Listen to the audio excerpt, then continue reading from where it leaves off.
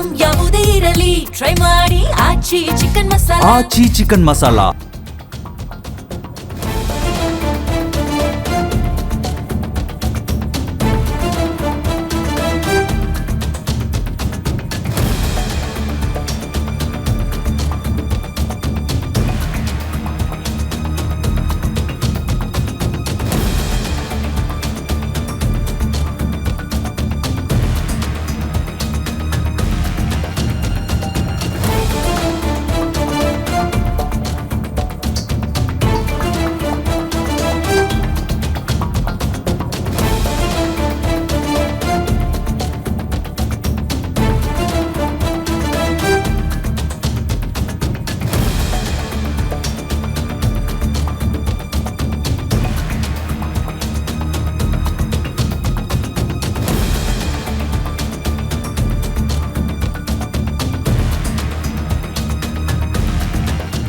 CM ಜೊತೆಗೆ 10 ಶಾಸಕರು ಸಚಿವರಾಗಿ ಪ್ರಮಾಣ ವಚನವನ್ನ ಸ್ವೀಕರಿಸಲಿದ್ದಾರೆ. ಉಳಿದ ಸ್ಥಾನಗಳನ್ನ ತುಂಬುವುದಕ್ಕೆ ಟೈಮ್ ತೆಗೆದುಕೊಳ್ತಾರೆ ಸಿಎಂ.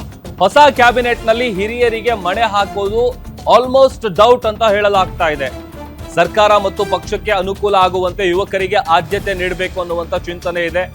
ಅದರಲ್ಲಿ 60% ಯುವಕರಿಗೆ, 40% ಹಿರಿಯರಿಗೆ ಸಂಪುಟದಲ್ಲಿ ಸ್ಥಾನಮಾನ ನೀಡಬೇಕು ಅನ್ನುವಂತ ಚಿಂತನೆ ನಡೀತಾ ಇದೆ. ಅಂದ್ರೆ 60-40 ಫಾರ್ಮುಲಾ. ಇದರ ಬಗ್ಗೆ ಹಿರಿಯ ಶಾಸಕರಿಗೆ ಸಹಜವಾಗಿ ಟೆನ್ಷನ್, ಆತಂಕ ಇದ್ದೇ ಇದೆ.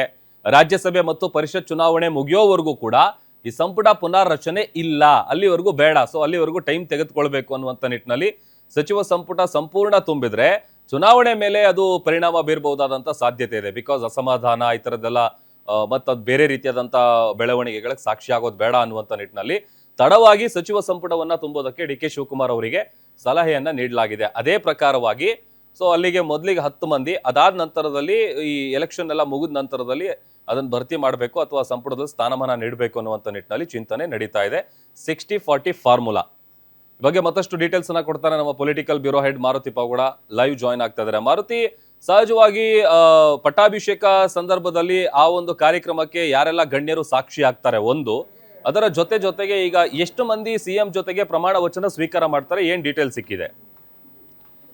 ಪ್ರಭು, ಸೋಮವಾರ ಬಹುತೇಕ ಬೆಳಗ್ಗೆ 11 ಗಂಟೆಗೆ 2 ಸಮಯವನ್ನು ಡಿ.ಕೆ. ಶಿವಕುಮಾರ್ ಅವರು ಕೊಟ್ಟಿದ್ದಾರೆ ಅನ್ನುವಂಥ ಒಂದು ಮಾಹಿತಿ ಸಿಕ್ಕಿರುವಂಥದ್ದು. ರಾಜ್ಯ ಕಾಂಗ್ರೆಸ್ಸಲ್ಲಿ ಬೇರೆ ರಾಜಕಾರಣಿಗೆ ನಾವು ಕಂಪೇರ್ ಮಾಡಿದಾಗ ಜ್ಯೋತಿಷ್ಯ, ದೇವರು ಮತ್ತು ಈ ವಿಚಾರಗಳಲ್ಲಿ ಅತಿ ಹೆಚ್ಚು ಅವುಗಳ ನಂಬಿಕೆ ಮಾಡಿಕೊಂಡೇ ಕೆಲಸ ಮಾಡುವಂಥದ್ದು ಡಿ.ಕೆ. ಶಿವಕುಮಾರ್. ಹೀಗಾಗಿ ಯಾವುದೇ ಸಣ್ಣ ಪುಟ್ಟ ಕೆಲಸ ಮಾಡಬೇಕು ಅಂತ ಹೇಳಿದ್ರು ಕೂಡ ಸಮಯ, ದಿನ ಮತ್ತು ಗಳಿಗೆಯನ್ನು ನೋಡೋದು ಸಹಜ. ಅದರಲ್ಲೂ ಅವ್ರಿಗೆ 3-4 ಜನ ಜ್ಯೋತಿಷಿಗಳಿದ್ದಾರೆ. ಜ್ಯೋತಿಷಿಗಳು ಕೊಟ್ಟಿರುವಂಥ ಒಂದು ಸಲಹೆ ಮೇರೆಗೆ ಬೆಳಗ್ಗೆ ಮತ್ತು ಮಧ್ಯಾಹ್ನ 2 ಸಮಯವನ್ನು ಕೊಟ್ಟಿದ್ದಾರೆ. ಆದರೆ ಬೆಂಗಳೂರಲ್ಲಿ ಬರ್ತಿರುವಂಥ ಒಂದು ಮಳೆಯಿಂದಾಗಿ ಸಂಜೆ ಸಮಯದಲ್ಲಿ ಪ್ರಮಾಣ ವಚನ ಸ್ವೀಕಾರ ಮಾಡೋದು ಬೇಡ, ಮಳೆ ಅಡ್ಡಿ ಆಗ್ಬೋದು ಅನ್ನುವಂಥ ಒಂದು ಆತಂಕ. ಮತ್ತೊಂದೇನು ಅಂತ ಹೇಳಿದ್ರೆ, ಇಂಡೋರ್ ಕಾರ್ಯಕ್ರಮ ಆಗಿದ್ರೆ ಚೆನ್ನಾಗಿರ್ತಿತ್ತು. ಆದರೆ ವಿಧಾನಸೌಧ ಮುಂದ್ಗಡೆ ಗ್ರ್ಯಾಂಡ್ ಸ್ಟೆಪ್ ಬಳಿ ಮಾಡ್ತಿರೋದ್ರಿಂದ ಎಲ್ಲೂ ಕೂಡ ಬಂದಂತಹ ಜನರಿಗೆ ಮಳೆ ಬಂದಾಗ ಬೇರೆ ರೀತಿಯಾದಂಥ ಒಂದು ಪೆಂಡಲ್ ಹಾಕೋದಕ್ಕೆ ಆಗೋದಿಲ್ಲ. ಹೀಗಾಗಿ ಬೆಳಗ್ಗೆ ಮಾಡೋಣ ಅನ್ನುವಂಥ ಒಂದು ಸಲಹೆಯನ್ನು ಡಿ.ಕೆ. ಶಿವಕುಮಾರ್ ಅವ್ರಿಗೆ ಅವ್ರ ಆಪ್ತರು ಕೊಟ್ಟಿರುವಂಥದ್ದು. ಬಹುತೇಕ ಸೋಮವಾರ ಬೆಳಗ್ಗೆ 11 ಗಂಟೆಗೆ ಡಿ.ಕೆ. ಶಿವಕುಮಾರ್ ಅವರು ಮುಖ್ಯಮಂತ್ರಿಯಾಗಿ ಪದಗ್ರಹಣವನ್ನು ಮಾಡ್ತಾರೆ. ಅವ್ರ ಜೊತೆಗೆ 9ರಿಂದ 10 ಹಿರಿಯ ಶಾಸಕರು ಸಚಿವರಾಗಿ ಪ್ರಮಾಣ ವಚನ ಸ್ವೀಕಾರ ಮಾಡೋದಕ್ಕೆ ಕಾಂಗ್ರೆಸ್ ಹೈಕಮಾಂಡ್ ನಿನ್ನೆ ಗ್ರೀನ್ ಸಿಗ್ನಲ್ ಕೊಟ್ಟಿದೆ ಅನ್ನುವಂಥ ಒಂದು ಮಾಹಿತಿ ಸಿಕ್ಕಿರುವಂಥದ್ದು. ಸಿದ್ದರಾಮಯ್ಯ ಒಂದು ಪಟ್ಟಿಯನ್ನು ತೆಗೆದುಕೊಂಡು ಹೋಗಿದ್ರು. ಅದೇ ರೀತಿ ಡಿ.ಕೆ. ಶಿವಕುಮಾರ್ ಅವರು ಕೂಡ ಒಂದು ಪಟ್ಟಿಯನ್ನು ತೆಗೆದುಕೊಂಡು ಹೋಗಿದ್ರು.